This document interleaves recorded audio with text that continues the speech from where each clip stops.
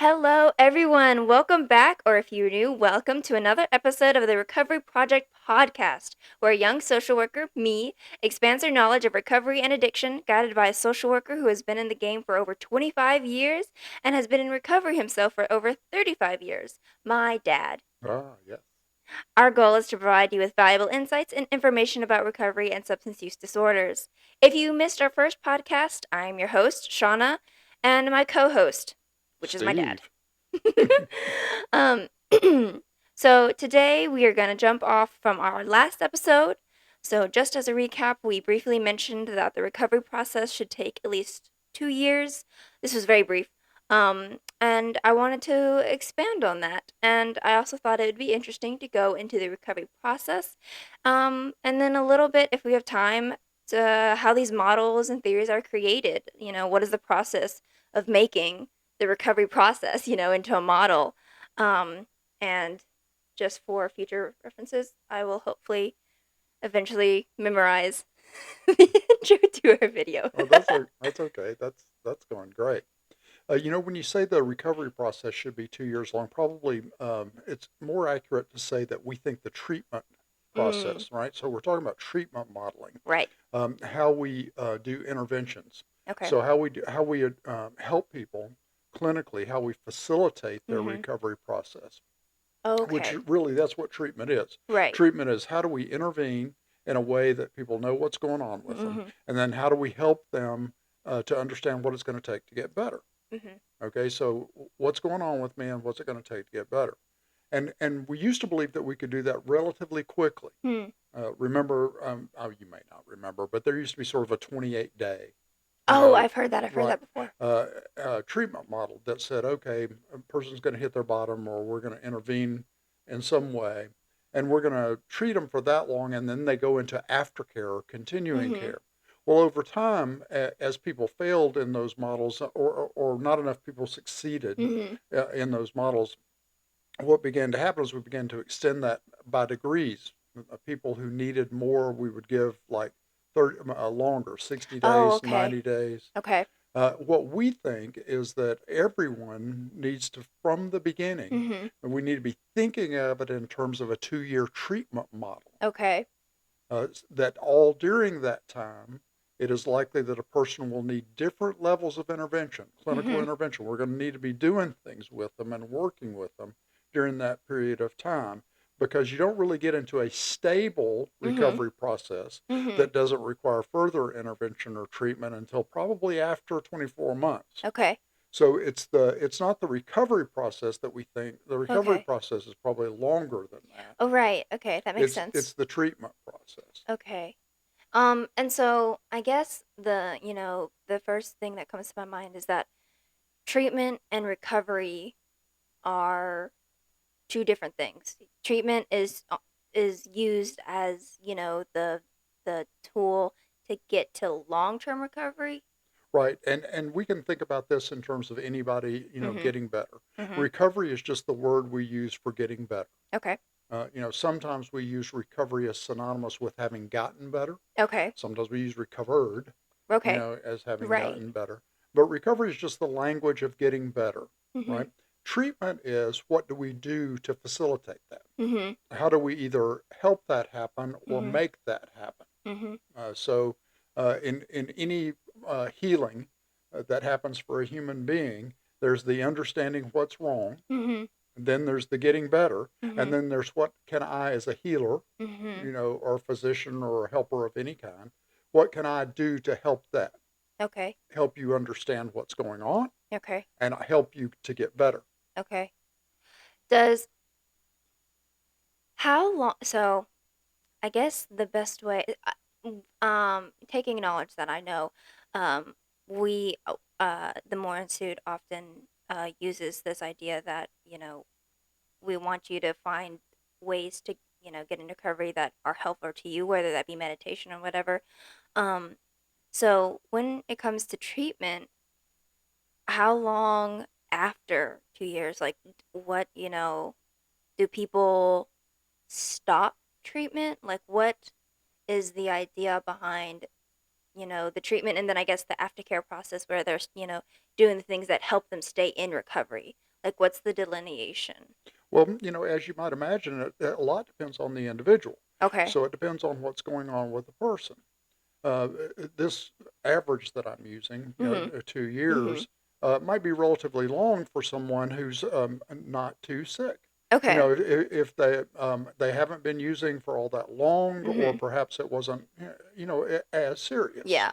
There's an old saying in the rooms of recovery that are traditional that says some are sicker than others. Okay. And when they say that, in general, they're sort of being funny when they say it inside the rooms of recovery.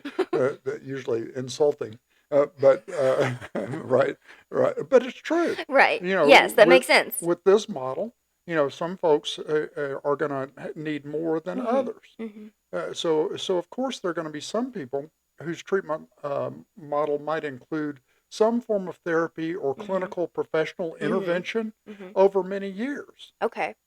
before we would consider them to have gotten better, Okay. or to the point where maybe clinical intervention, wasn't going to still be needed. Okay. I'm a person who's still in therapy myself, Yeah. today, Right. uh, uh, both for personal growth, but also for continued healing Okay. in my own life. So Mhm. you might say still in treatment, Okay. but not necessarily in treatment in order to maintain abstinence from mood altering substances. Okay. Uh-huh. It's more so the mm, I guess when you have gotten better, you take, after the painkillers, you take like ibuprofen or Tylenol occasionally, kind of that idea that, maybe it's you don't need it. Is that the idea maybe? Maybe so. Think of it in terms of closer to an injury. Okay. Maybe might be a good way to think about it. Yeah, that was a Imagine bad. that I'm a skier, Okay. or I'm snow skiing, and I break my leg Okay. in a couple of places. The first thing that has to happen is the X-ray to Uh-huh. understand what's happened. Okay, Right. this is why it's hurting. Mhm. Here's what we're going to do. Mhm. We're going to set the bones and we're going to immobilize this for a period of time so that it can Mhm. begin to heal. So that's the acute phase of intervention. Right. Okay. Okay, we're going to do that. Then after that, once the cast is removed, Mhm. of course, probably it's a bad idea for me to decide to go skiing immediately. Okay, So yes. there's somebody Yeah. to tell me don't do that, Okay. and there's somebody that says, okay, let's exercise it in this way, and Okay. let's stretch it in this way, and let's work with it Okay. in order for it to heal and regain its Yeah. strength again. Mhm. And then maybe for the rest of my life, I'm going to continue to exercise in a way that keeps my Ah. leg, strong. Mhm. You know, That yeah, that makes way more sense. Yeah, that was a really bad analogy. I just couldn't was trying to figure out how to conceptualize it in a way that wasn't so clinical, and that makes a lot more sense. yeah. That he always think of it in terms of healing. Okay. Yeah. Recovery is just a form of healing. Mhm. So a good model for it is probably closer to injury. Mhm. We're always using a disease model Mhm. when we talk about substance use disorder, but it's not a perfect way to think about Mhm. either what's going wrong or how we get better from it. So we're always using different things to try to describe it. Okay. So in terms of like now we've kind of made that distinction between the recovery process and treatment. What treatment is really just to facilitate the recovery process. Can Is there a like easy way of explaining the recovery process, like a summary, and if just kind of a because I know it's kind of, if you get into the nitty gritty of it, it can get complicated, but you know I guess first off, what is the recovery process? What are we saying? When I'm saying that, what do you mean? Well, so we can break it down sort of the way we were talking about the example that I just gave. Mhm. There's often an acute phase Mhm. where we're attempting to break both the physiological, the physical, Mhm. and the psychological dependency. Mhm. Break is probably not good, but where we're dealing with those things, Right. where the most likely thing that's going to happen is the person's going to continue to ingest the mood altering substance despite negative Mm-hmm. consequences at the first sign of pain or difficulty or Right. stress or problem. And Mm-hmm. so the first thing that we have to do is put some sort of a roadblock in place Okay. or something in place that allows them to get some time uh, Okay. so that they begin to not be acutely dependent. And Okay. that can be physical, right? That's Okay. the thing you've heard us described as detoxification. Right. Right. Well, there's a physical detoxification that Mm-hmm. has to occur, and then there's a psychological Mm-hmm. detoxification, psychological Mm-hmm. dependency, as well. And that takes a longer time than we Yeah. would like for it to. Okay. Um, Physiologically, we can kind of get people off of most things, Uh-huh. relatively quickly. Although newer thinking is telling us that the post-acute Yeah. withdrawal, the protracted withdrawal syndromes are longer than we thought. Like the physical They symptoms? are. And Okay. that even though the person's probably not going to die and they're technically unhooked Mm-hmm. after maybe a few days or a few Mm-hmm. weeks, that probably they're experiencing physical symptoms for longer Mm-hmm. than we had previously thought. And then maybe they look different? Uh, uh, um, and maybe they look a lot different Oh. than we originally thought. We Okay. tend to measure things like in withdrawal in terms of whether or not it's going to kill them. Okay.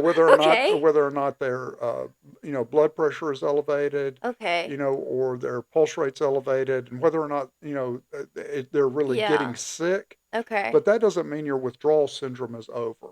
Okay. So we've got that period of time, Okay. which may be longer than Mm-hmm. previously thought.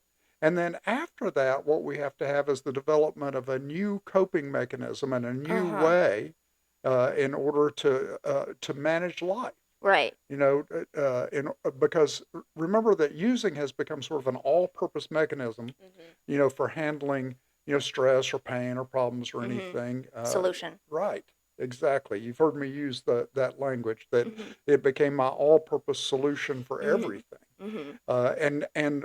When I started using the substance as my all-purpose solution, I stopped developing any other skills. Okay. So now, after having made it through acute and maybe even Mm-hmm. protracted withdrawal, so I'm Mm-hmm. sort of technically unhooked Okay.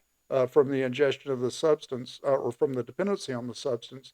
I'm technically unhooked. Well, still haven't really developed those new coping Right. skills. Right. And so that's what we believe, that you have to maintain a treatment process. Okay. We're sort of facilitating both the protracted withdrawal Mm-hmm. and the thing that is called post-acute withdrawal syndromes. Mm-hmm. We're gonna be managing that clinically, Right. while at the same time what we're facilitating is how do I grow into Mm-hmm. what I might have been or grow into what I'm going to be Right. without the substances as a part of my life. Yeah. Backtracking a little bit, talking about roadblocks.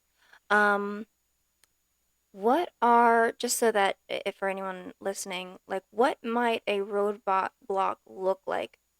Well, the most common thing, is the solution, that we call a werewolf solution.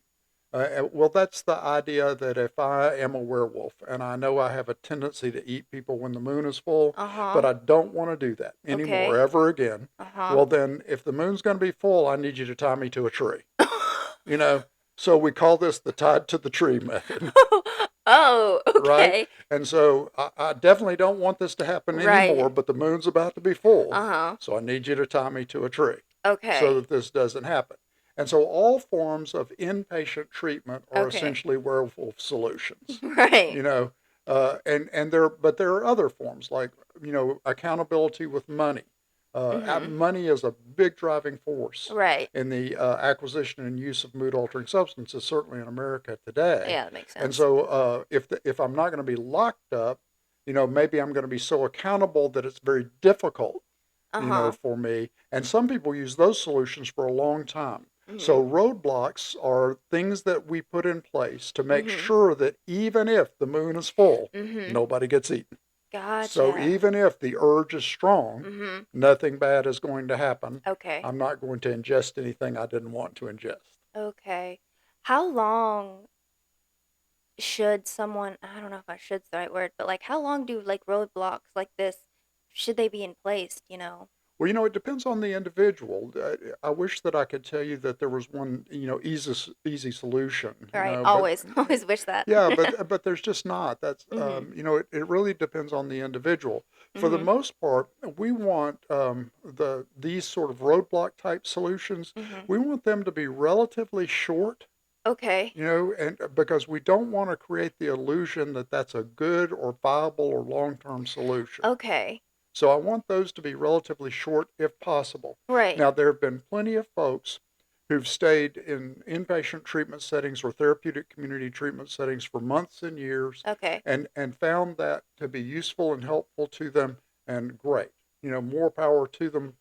If that's what is needed in a Mhm. particular case, okay, Mhm. let's do that. But we favor a model that says let's make those, limited use of those Mhm. in favor of trying to grow into those new coping skills more quickly. Mhm. So we're looking to not have you tied to the tree very long Right. and try to get you out of werewolf mode as quickly as possible. Right. That so that makes me think of like obstacles of like, people, obviously not drinking if they've had a drinking problem, or not drinking if they have, have that personality that could be addictive and have that issue. Not going to bars and not um going to I guess I can't think of anywhere that, or like not going to like parties where they know there's going to be using. Right. Would that be seen as like a potential long term, or should that is the goal to end up with someone who can have that resilience, which is a word you'll hear us say a lot, build the resilience to be able to go to those things and not have the urge, or like what's kind of the, I guess there are many goals, but what's the goal with that? Well, we use the language in those particular. We take a roadblock out, and I'm using all these ideas, but we call those guardrails. So that's things that I put in place to kind of keep me on track. I'm Okay. going to use the roadblock model or the tied to a tree model. At the beginning. I'm going to use that at the beginning to get me on track, Okay. and then I'm going to put some guardrails on Mhm. place, and how high those need to be, and Okay. how wide that travel can be is Okay. is really an individualized thing. Okay. Now for me, Mhm. I favor, being fairly tight about stuff like Right. that, especially in those first 2 years. Yeah, okay. Since we know that those first 2 years, 18 to 24 months, are so critical Mhm. to get people into what we would think of as long-term recovery, You're right. I favor being very careful, Mhm. and very cautious. I think it makes sense to not go around. Right. So I'm trying to extend this metaphor further, and it may not work. But let's say I'm untied from the tree, and I've Okay. gotten my first few treatments of anti-werewolf. Okay. And everything's going along pretty good. Mhm. I don't really want to go to the "Hey, let's eat people" convention. Where all the Right. all the Yeah. other, Yeah. where everybody's celebrating. The Yeah. let's eat some people. Because I'm going to be very tempted, Right. right? That's I'm gonna going be, to you haven't built up that exactly, coping mechanisms. exactly, and I still have to find out as part of my new life and new coping Mhm. mechanism. Well, what's my life going to be without the ingestion? Okay. Of mood altering substance. What kind of a person am I going to be? What am I going to enjoy? And so if I go right back to all of the things that I was doing before and Ah. just try not to Mhm. drink, I'm very likely to get Mm. drawn back in just Right. because of habit energy, if You're nothing right. else. Even if dependency, Mhm. itself is gone, habit energy is going to pull me Mhm. back in. Mhm. And so we favor, a limited use of this sort of first thing, Right. which, now I've used two metaphors, like a roadblock and a tied to a tree thing. Yeah. So that's inpatient Yeah. or severe limitations, Mhm. At the like very beginning. that's at the beginning. Then we favor guardrails Mhm. while rapidly, Mhm. through therapy, developing as much coping, which Mhm. is how is my new life going to be. We're Right. going to try to develop that as rapidly as we can, Mhm. paying real attention to that first 18 to 24 months. So if that's the mindset, how, I just know that with, standard treatment and outpatient and I guess, insurance billing, they're Mhm. like it's the 30-day kind of idea that it's like in a month you should like figure it out or like Right. you should be, good to go. You shouldn't have any issues after this, Um and I mean, I don't I eventually will need to, learn more about how standard treatment models work, but it seems like for the most part they kind of just like there you go, let you loose kind of idea, and it seems like a bad idea. Where did that, you know, come from? Like, what was that like? Where did that modeling come from? Because if the idea that you need longer time, like that's a really that's a big jump from like 30 days to like actually it's roughly 2 years. Right. And remember that not everybody thinks exactly the way that we do about this. Yeah, And so, unfortunately. right. And even though I think the data, supports the things that we're saying here, uh, but as 12-step programs became more entrenched Mhm. in early treatment Mhm. modeling, and in the last century, the idea was that treatment really was more of an introduction and an entryway into 12-step recovery, which was considered to be longer term. Now, see, they're Oh. not even thinking about 2 years or anything. They're really thinking about sort of a lifetime, Yeah. involvement. So the idea was that treatment was just going to be treating the acute phase, Okay. right? And then we're going to transfer them into community support or mutual support, which I'm not opposed to, Right. Okay. that at all. But 12-step involvement became very synonymous with treatment. With most treatment Oh. centers, in fact, basing their treatment modeling, Mhm. on involvement in 12-step. Still, most treatment centers Yeah. in America today will introduce you to 12-step models and have you maybe even work the first, Mhm. few steps, Mhm. maybe first three or first, few, maybe even the first 4 or 5 steps inside the treatment if they can Mhm. get you to, Mhm. and then have a sponsor and a plan to go to meetings. Mhm. And so what they did is sort of offloaded Right. this very important period onto community support meetings. And Oh. it's even called the program, the Yeah. 12-step program and the program of recovery. And so people are often confused. They actually Yeah. think that that's treatment. Uh, Yeah. and really, while I guess in a form it is, Yeah. but it's not professional treatment. Right. It's not the tie you to the tree kind of thing. It is not, and it's also not any sort of expert facilitation. Right. For instance, it would probably be a good idea. Go back to my broken leg on the ski Yeah. trip thing. Probably be a good idea to have like just a trainer in the gym after a couple of years. But at Uh-huh. the beginning, Medical I doctors. want a doctor. I want a professional, Mhm. physical Physical therapist. therapist. Yeah. That's what I want at the Yeah. beginning of Mhm. things. Not that some people might not do fine, Yeah. without that level of care, but what data has shown us is that a lot of people do not. Yeah.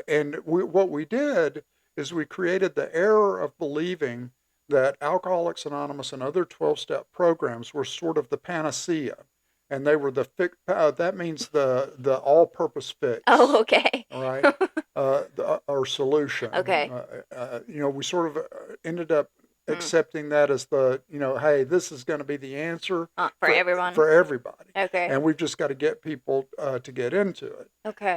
And unfortunately, the data just doesn't support that. Right. It hasn't turned out to be true, which is how we ended up changing our minds and how Yeah. changing our models about how to do things. Yeah. So the beginning process of like treatment and 12 step would fit more into how you think about it now. And it's like the treatment is like the acute and then the treatment is like the long term. But like for if someone were to do meditation instead of like the long term to help facilitate that recovery. Absolutely. And it got to a point where treatment and 12 step became one in people's minds. Is that what happened? Well, it did. In sort of the history of how treatment grew up, Yeah. um, you know, in order to um, in order for people to be able to go through this process Uh-huh. early on, it became the easiest to hire people who themselves were recovering alcoholics Okay. and who had been through 12 steps and were Yeah. sober uh, themselves. And there's good and bad about Yeah. doing that. Yeah. It's not a terrible thing, but you could hire those guys very cheaply, Yeah.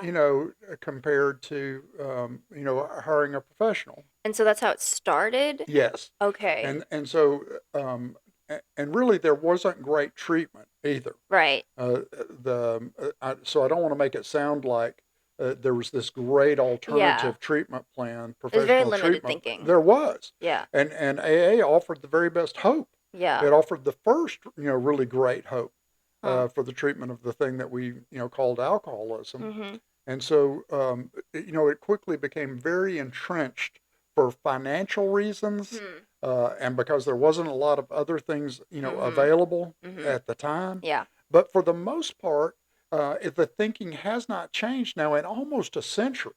Oof. Yeah, we're like 90 years or so into this, almost, and the thinking really hasn't changed very Mm-hmm. much, as if we don't understand anything new in Mm-hmm. terms of neuroscience or psychology Mm-hmm. or the ways substances affect people Mm-hmm. or the ways that people get better. Mm-hmm. And all of this, it's almost like all of the data, that we've gotten during that time, we continue to just ignore and treat people essentially the same way. If you go to a treatment center, today, Yeah. and we're doing this in 2024 when we're talking about Yeah. this, there's a very good chance that you will not be treated significantly differently than if you Mm-hmm. had been to treatment 60 or 70 years ago. That's Uh, unsettling. it is.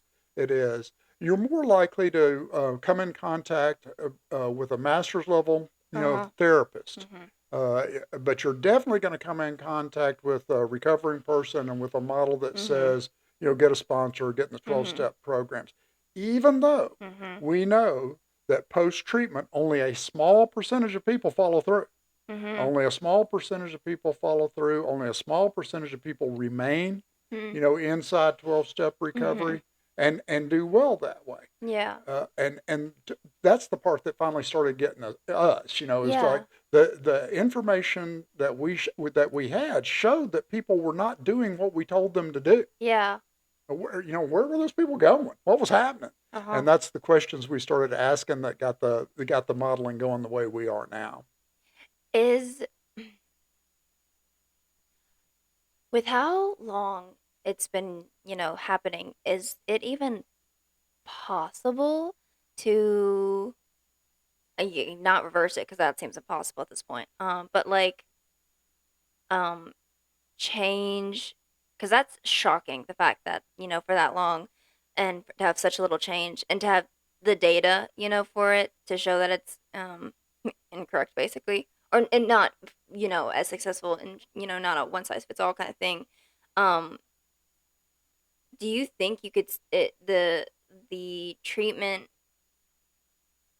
how people that entrenchment can change, like? Well, I do. It is changing now. Okay. Uh, I'd like to believe that we're part of that change, Yeah. but it is changing now. Okay. More and more people are embracing the many paths, Mhm. a model, even though inside, treatment itself, essentially what they will say is there are many paths of recovery as long as you go to 12-step meetings. So we sort of, have Okay. we know there are many paths of recovery, but we still want you to do the one, Uh-huh. that is most readily available and that we've been saying all along. Mhm. And that's because we haven't really learned how to Mhm. embrace and facilitate all Mhm. forms Mhm. of recovery with equal enthusiasm and expertise. Mhm. We have to learn how to embrace, Mhm. and we have to be able to facilitate all forms of recovery Mhm. with equal enthusiasm and expertise. And we haven't learned how to do that, Mhm. but yeah, what you would find is that at treatment centers, across America now, more and more uh, people are saying, yes, we know there's more than one Mhm. path, Mhm. and we know that there's more than one way for people to get better. Mhm. But most of their folks who work there, most of the folks who've been Mhm. involved, still only know how to expertly facilitate the one. Okay. They know how to get people involved in 12-step programs, to talk about sponsorship and step work. Mm-hmm. They know how to talk to people about fellowship and Mm-hmm. community and how to do that. If you don't happen to be a person who's going to get better that way, Mm-hmm. they go, okay, but we're not really sure what to do with you. We're going to have to send Okay. you over to talk to somebody else, I guess. And Okay. so we're still learning, how to do that. So I do think it's changing Yeah. now. And by the way, you should keep in mind that many people have been helped, Yeah. by 12-step recovery. Oh yeah. And, I'm not against people getting Mm. better the way that they get better. Mm-hmm. That's the way I got better, and, Mm-hmm. the way a lot of people, Mm-hmm. did. And so definitely not against that. Yeah. We just want to quit trying to shoehorn Mm-hmm. everybody Yeah. into a single model Mm-hmm. when Yes. we know from information that we have now, Mm-hmm. after all these years, that only a very small percentage of people are actually following through Mm-hmm. and doing what it is we told them to do. Yeah. Yeah. And that. Yeah. I guess we should make that disclaimer is that we're not anti anything. No. We want whatever works for you to work, Well, whatever that I'm is. anti-continued suffering. That yeah, anti pain. I'm Yeah. anti-addiction. Yeah. Definitely I would that. like for people not to have to continue to suffer Yeah. from their substance use Mhm. disorder. Mhm. But we're for all Mhm. the ways that people get better, Mhm. which we now know are many and varied. Right. It's definitely not uniform. Mhm. The ways that people get better are many and varied, Mhm. and it's up to us to find that, Mhm. in exploration with the client, Mhm. to talk with them about what is actually going to work for them, Yeah. and sometimes that involves giving information. Okay. Maybe you didn't know this particular exercise existed. Ah. Okay. Mhm. Uh, you know, but I've got to figure out what's actually going to work for you. Yeah. That. But that also brings up like the the struggle with like if you have a lot of options, that's one of the great things, but one of the bad things is that you have a lot of options Right. and it complicates things. It does.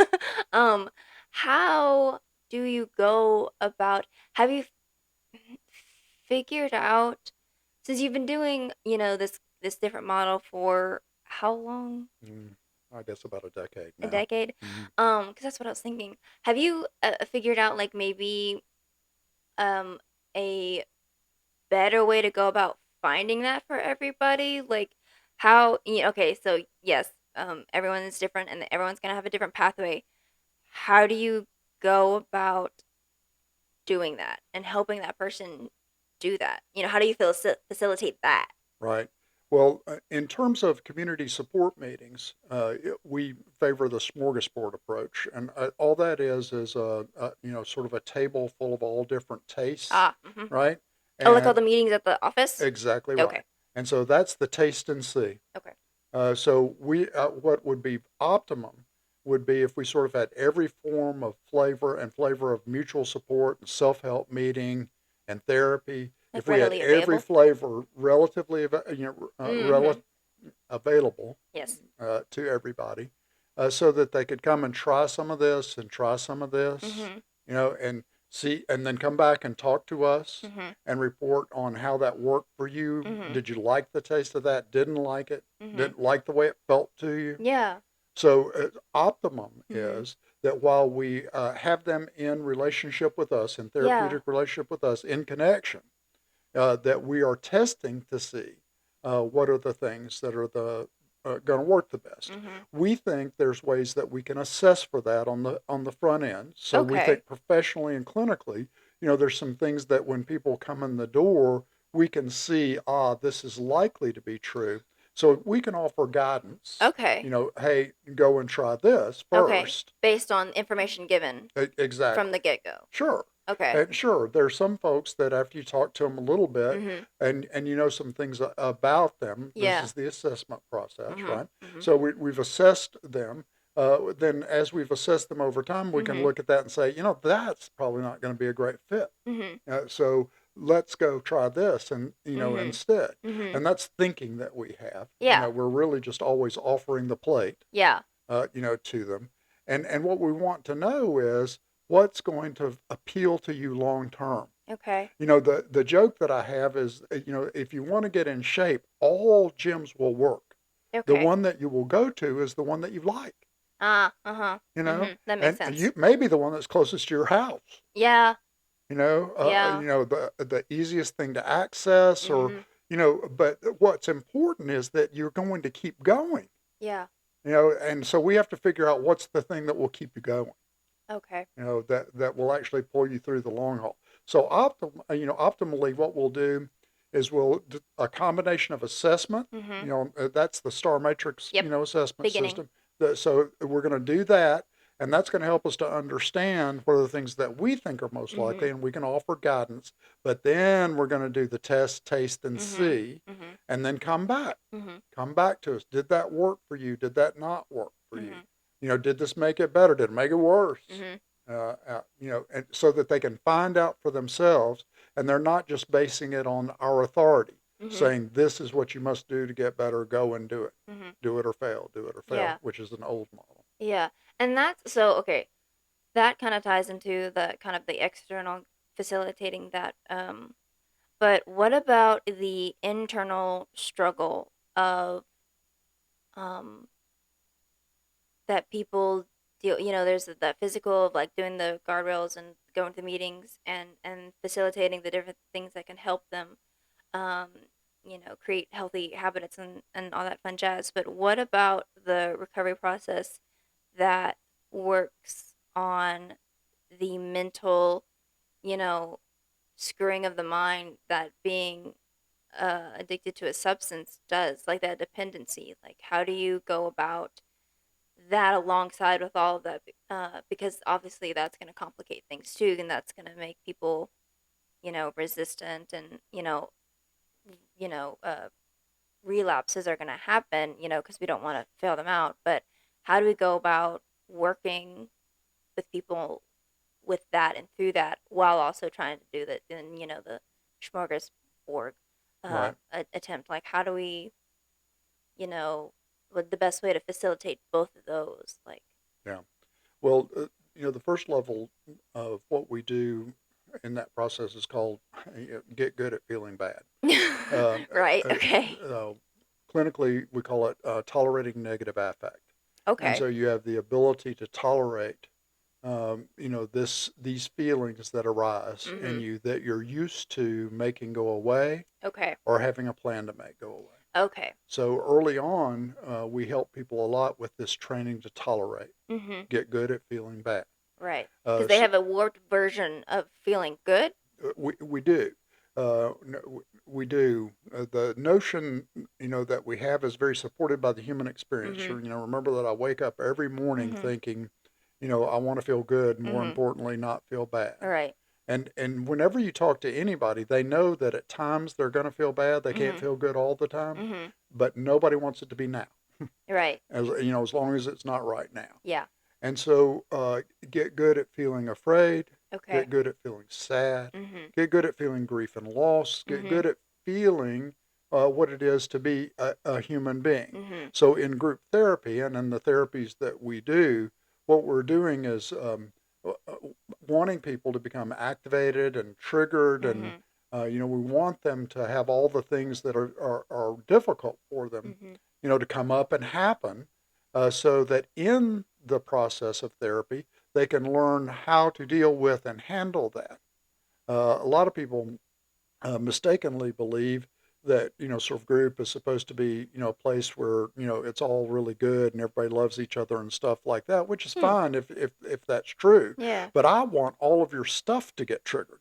Uh-huh. I want you to get activated Uh-huh. inside group in Uh-huh. therapy, because you're surely going to get activated outside group, Mhm. out of therapy. Mhm. And that will happen. Right. So better to happen here so that we can talk about it, Mhm. process it, Mhm. deal with it, find new ways to cope, Right. with it. But at the beginning, it's a resilience model. Okay. Resilience entirely. It's I can, Mhm. handle Mhm. whatever I'm feeling. Mhm. whatever comes up inside of me, whatever bad thing happens that comes along the way. These things that I've been telling myself all these Mhm. years, which is I can't deal with it, I can't handle it. Mhm. I've got to have either stress relief or Mhm. whatever. I need something. Yeah, I need something. Mhm. What I have, the first lesson I have to learn is I do not. Right. In fact, I can. I'm capable. I am very capable of feeling bad. Mhm. I'm very capable of feeling all the feelings I normally call bad. Mhm. So that's the first level. Right. And only after that do we begin to work with loving yourself and working with the things that will pull me into the Mhm. future. Mhm. So I'm going to begin to work with the things that make it more uh, luscious to be Yeah. human, Yeah. without ingesting a mood altering substance. Yeah. Eh, With the idea of like learning how to essentially kind of be a person again, is it is the idea are they so is it so unfamiliar that is it I'm just trying to understand like the thinking behind um Addiction itself. yeah, or like that idea that they aren't capable, and understanding because it seems when I hear clients talk about it, it sounds so big and like these feelings and they're so quick to be able to immediately deflect, from whatever that negative feeling is. And just trying to understand, and I don't even know if you'd be able to answer this, but that power, understanding that power of, I guess, the substance of the solution, you know, Well, because it seems so powerful. remember that it's entirely human Mhm. to try to find something that works for you Yeah.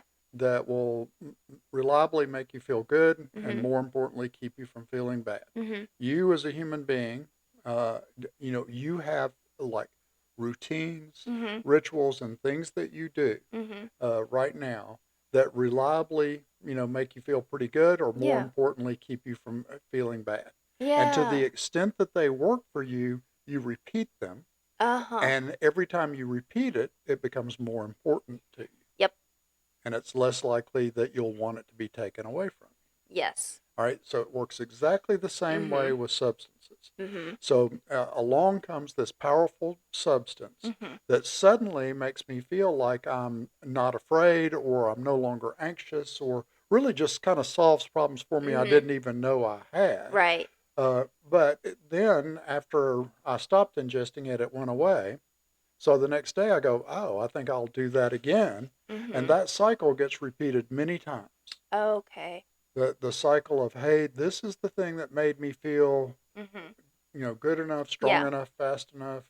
Uh, for me, it solved problems I didn't even have a name for. Okay. I was really unsure, what was wrong with me, Uh-huh. or I'm not even sure I knew that anything was wrong with me Mhm. until I ingested the substance, and now I suddenly experienced what's right with me. Mhm. This thing called euphoria. Mhm. And so naturally, I wanted to repeat that, Mhm. you know, and that is the cycle of that. It becomes very, very powerful. And Yes. you've experienced it, in some ways, in your own Yes. life. I won't name what those things are, but you've got things, that are Routines, yeah. routines that are important to you, Mhm. and if they were taken away, Mhm. you would feel out of sorts and like Yes. life was more difficult to handle, Yes. right? So think about it that way. That was like a light bulb going off in my head when you said that. I was like, "Oh, that makes so much sense." In thinking of like a routine that helps me, keep my life together, like with my planners and stuff, and not, if I didn't have my planners, I wouldn't know how to go about my day. Right. So yeah, that makes so much more sense. Well, think about that magnified 100 times. Yes. Mhm. With Something. like physical like changes to my body as well. Yes, with Mhm. with with with something something huge. Mhm. And it's hard to imagine. But yeah. It is. Yeah. But the sense of euphoria that Mhm. the thing that we've talked about, that sense of well-being. Mhm. Of course, it's highly reinforcing. Yeah. But I Uh, can understand how important and how impactful, because these small things that help me feel like I have a better control. If something were to fix everything in my life, I can, like, if I had a planner that planned my entire day and my entire 5-year plan, but I can definitely see that how abs- powerful it would be. That makes a lot of sense, right, actually. and then somebody came along and said, "Hey, Mhm. this thing's causing cancer or whatever, Mhm. and we've got to turn it off today." Mhm. And you kind of sensed all along maybe it wasn't that good for you, Right. but now somebody's coming to take it away from you. Yeah. Yeah, so that's the way to Yeah. think about it. Mhm. It's very reinforcing Mhm. of the notion that, and because of that, it's very disabling. Yes. But because it makes me think that without it, I'm not going to be as good, Mhm. and Mhm. we have to counteract that in therapy. Right. Okay. We have to Mhm. counteract it somehow, Yes. because that pervasive notion that Mhm. the substance made me better, Mhm. and without it, I'm not as good, Mhm. is the thing that we have to deal with long term. Yeah. Yeah. I definitely, that makes a lot of sense just from hearing and that in different versions of, like, I had more friends with when I was using. Um People liked me better. yeah. I I I often hear, liked like, me I better. like to be better when Yeah, I was using. yeah. Um break. Nobody actually is better. Mhm. Really, nobody is better. Mhm. Uh, but that makes them think they're better. Okay. And that's a powerful thing. That is it, like that delusion, it creates that kind of, not delusion. Illusion, maybe? Yeah, yeah. It's delusion. Delusion. Okay, I couldn't remember. Yeah, I didn't know which one. yeah.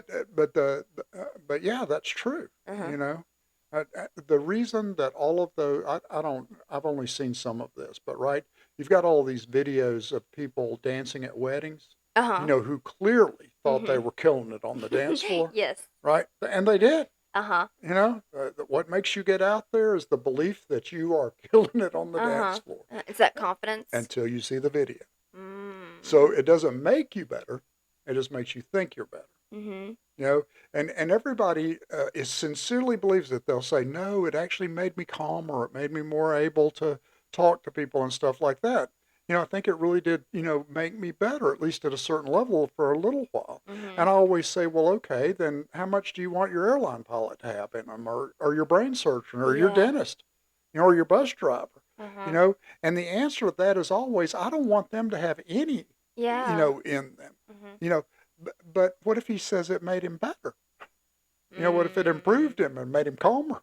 You Hmm. know, uh, you know, what if she's absolutely certain, Mhm. that the ingestion of the substance is actually calming her down and improving her? You Hmm. know, should we then say, okay, and I get that it's a tricky area, Yeah. that we're into right now because of, we really believe in chemistry as a Yeah. solution, for the human experience today. But I'm not sure that we're going to find, I'm not sure that we're going to find it. Mm. And certainly what we know is just because I feel like I'm doing great Yeah. does not mean I'm doing great. Right.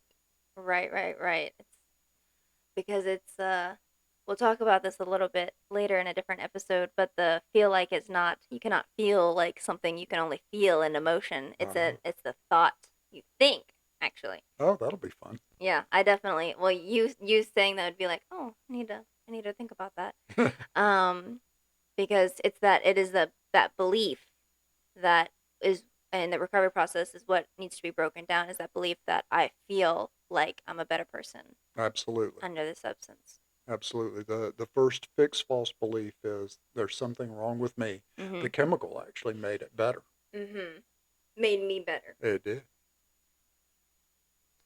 Well, we'll have to get to how to create this process in a later episode, because I did not realize how long we had been talking about And so this. it's time to go. Um, but this was a lot of fun and I learned a lot, and it's given me lots of, ideas for future episodes. Yay. But that wraps up our third episode of the Recovery Project podcast. We hope the audience learned something interesting, and will continue to tune in. Just as a reminder, we will have a Google form to submit questions or comments that come while listening to the podcast. And we will try to answer those in the next episode and or whenever we get them. You can find that link on our social media page, along with the description in the podcast. So I am talking about how we have this podcast on all streaming platforms, but we only at the moment have it on YouTube and Spotify. So, before we go, I want to thank the More Institute and the Addiction Research Foundation for funding this podcast. Please follow us on Instagram and Facebook at the More Institute, and check out our websites to learn more about us. And we hope that you will. What the heck? Tune back in and listen to us again. Yes. Thank you for listening in, and good night or good evening, good day, have a good whatever. Have fun. Have fun. Bye.